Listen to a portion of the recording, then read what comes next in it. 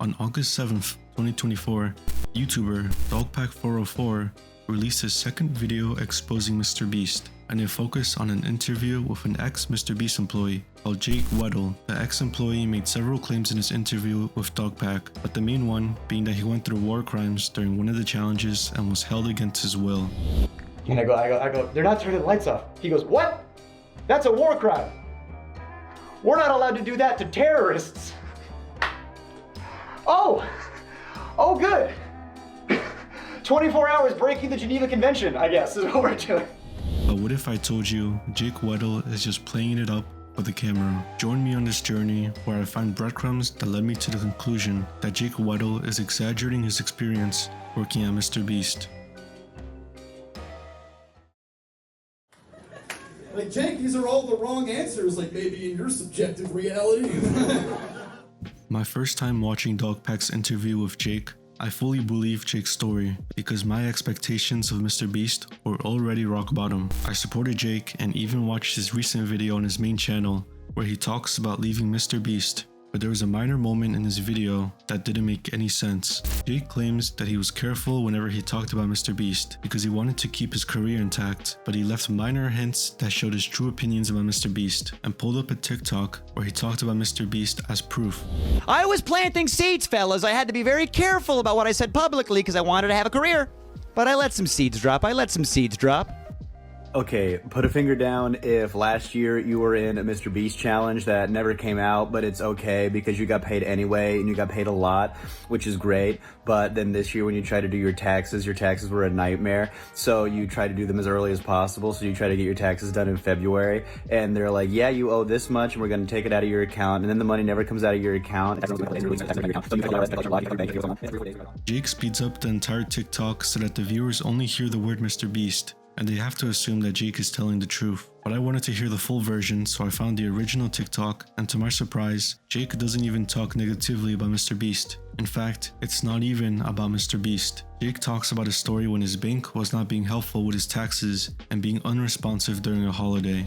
So you try to call the IRS and you try to call H&R Block and you try to call your bank, you try to figure out what's going on, and it's like 3 or 4 days where you're either on hold or it really just seems like they're dodging your calls at this point until you finally are able to get on the line with somebody and it's Easter, Good Friday, and all the phone calls you need to make you can't have because everyone's gone for the holidays. I still thought that Jake was telling the truth at this point, and that he probably had different instances where he talked negatively about Mr.Beast, like he said. So I checked his socials linked in his YouTube channel. That's when I entered a rabbit hole. It turns out that Jake had recently deleted his Twitter right before his interview with Dogpack aired. I know Jake recently deleted his Twitter because he was interacting with another user last month in July. So this begs the question, why would someone who had a Twitter profile for over 10 years suddenly delete their profile right before an interview where he calls out his past employer for being abusive to him? Since Jake deleted his Twitter profile, I can't see his posts anymore, but I can still see the comments interacting with the post. Now, I don't care about how Jake made a joke about 9/11 on 9/11 or how Jake's girlfriend made a deleted compilation of Jake's edgiest jokes. What I care about is any contradiction you made from the Dogpack interview. And wow, did I find contradictions. In the Dogpack interview, Jake claims that he had to pretend that he had student loans to pay for the camera. This is the note I got from the director, from Jimmy, when I'm receiving some cash. He said, Jimmy said, can you say to the camera how thankful you are that now you can pay back your student loans? You know how hard it was to do a take of that? To pretend to make it genuine? I don't want to have student loans. I don't want to be in a cage.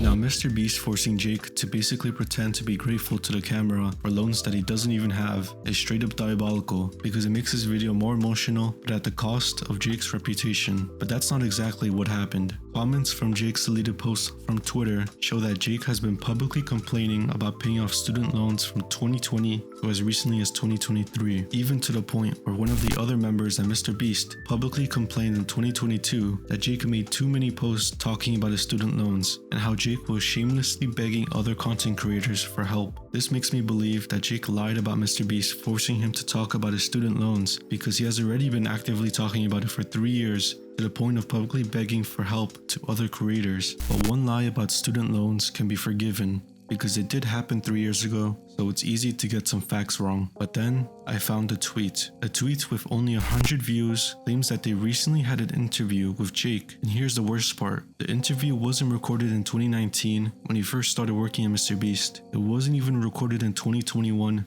before Jake supposedly experienced war crimes during a MrBeast challenge, but it was recorded at the start of this year. Remember when Jake said that he was careful with his words when talking about MrBeast and that he left breadcrumbs talking negatively about MrBeast? That's a load of dog shit. Here's Jake getting asked multiple times in an interview if he'd want to return to work for MrBeast, and every time without a fault, he says yes, without hinting at a negative experience about his time there. Would you ever consider becoming a writer for MrBeast again if the opportunity presented itself?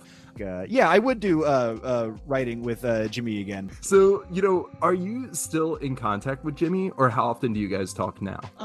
I haven't talked to Jimmy in a minute. I mean, I know, the company that he keeps over there is very much like super friendly. Like the people that came up there and built it around, there's such a friendly environment over there. Staff writers, and then eventually we were salary, and then eventually we were directing, and so that was a super fun 2 years just to be a part of that. Sounds amazing. People go oh, you're writing for Beast, so it's all fake, and it's no, it's all real. It's a lot of the time in fact sometimes it's painfully real. Jimmy will make it so real production gets upset. I mean, they'll be like, how do we do that, And one of the writers in the room at the time, Mike Horn, he used to work at Domino's until he had the uniform. So we came up with that bit, and he's like, I have the uniform.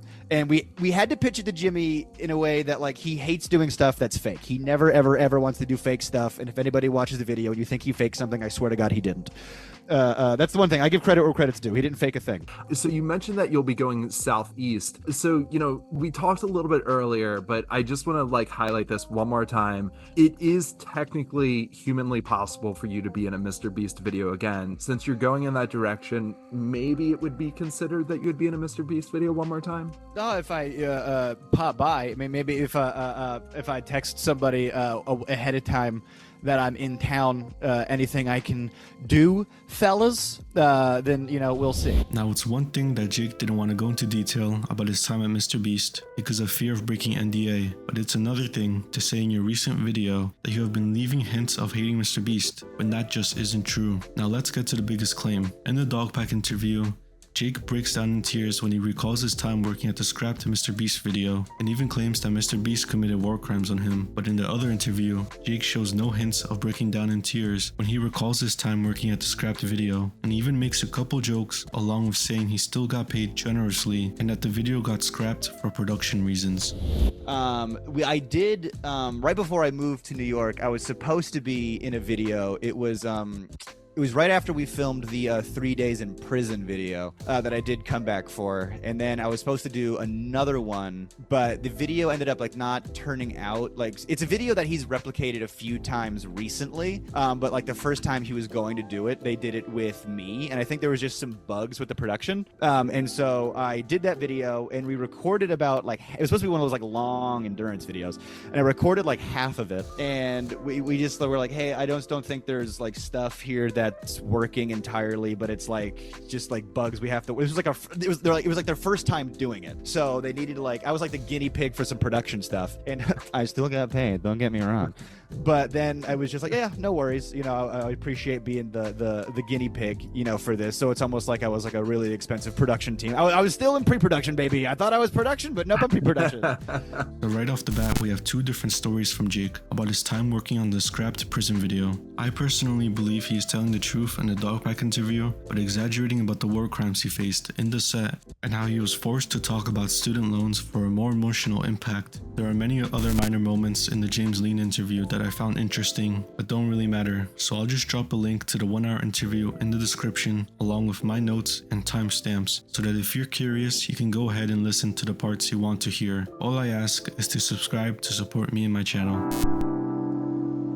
MrBeast is still a piece of shit for allegedly running illegal lotteries and hiring employees that have a criminal record involving children, when he runs a channel that is mainly for kids. That being said, I just don't trust the person Dogpack interviewed for his second MrBeast video. Jake deleted his Twitter profile that he had for over 10 years right before the interview aired, so that shows to me that he's trying to hide something. He is also on record having another interview in the same year of the Dogpack interview where he recounts a different version of what happened in the Scrap Prison video. And when Jake shows proof to his fans that he was always anti-MrBeast, Jake shows a sped up TikTok that if you slow down, you'll realize it has nothing to do with Jake talking negatively about MrBeast. I personally think Jake is exaggerating his negative experience at working at MrBeast and reached out to Dogpack because he wanted to get attention, and to give him credit, it worked. Jake's new video on his channel where he talks about MrBeast has over 1 million views and is the longest video on his channel to maximize ad revenue. Jake, if somehow you're watching this video, and I'm willing to bet you are, because you recently posted about people using you in thumbnails and showed a video that only has 60 views, I want you to answer these 3 simple questions. Why did you delete your Twitter account right before the Dogpack interview aired? You claimed in your recent video that you were always anti-MrBeast and that you even dropped multiple hints, but the sped up TikTok you showed wasn't actual proof. So when did you talk negatively about MrBeast? You claimed that MrBeast forced you to say that you have student loans, when in reality there's comments contradicting your claim dating from 2020 to 2023 showing that you actively talked about having student loans to the point where another MrBeast employee asked you to stop talking about it. So did MrBeast really force you to talk about your student loans? You don't even have to talk about it publicly for fear of breaking NDA. We can just privately talk about it and I'll make a video clarifying all your points, because I still believe your story has some elements of truthfulness, but I also feel that you exaggerated some moments to make it more emotional for the viewers. But let me know what you guys think down below and subscribe to support me. That's about it for me. See ya.